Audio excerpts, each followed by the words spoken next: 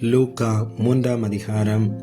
திபேரியுராயன் ராஜ்யபாரம் பண்ணின 15ஆம் வருஷத்திலே பொந்தியு பிலாத்து யூதேயாவுக்கு தேசாதிபதியாயும் ஏரோது கார்பாங்கு தேசமாகிய கலிலேயாவுக்கு அதிபதியாயும் அவன் சகோதரனாகிய பிலிப்பு கார்பாங்கு தேசமாகிய இத்திரேயாவுக்கும் திராகோனித்து நாட்டிற்கும் அதிபதியாயும் விசானியா கார்பாங்கு தேசமாகிய அபிலேனுக்கு அதிபதியாயும் அன்னாவும் காய்வாவும் பிரதான ஆசாரியராயும் இருந்த காலத்தில் வனாந்தரத்திலே சகரியாவின் குமாரனாகிய யோவானுக்கு தேவனுடைய வார்த்தை உண்டாயிற்று.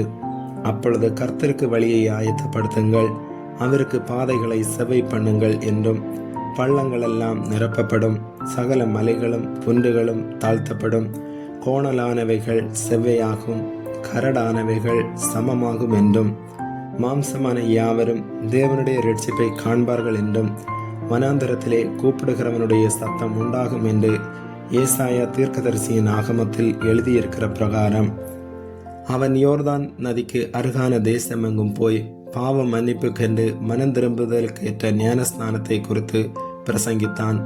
அவன் தன்னிடத்தில் ஞானஸ்நானம் பெறும்படிக்கு புறப்பட்டு வந்த திரளான ஜனங்களை நோக்கி, விரியன் பாம்பு குட்டிகளே, வரும் கோபத்துக்கு தப்பித்து கொள்ள உங்களுக்கு வகை காட்டினவன் யார்?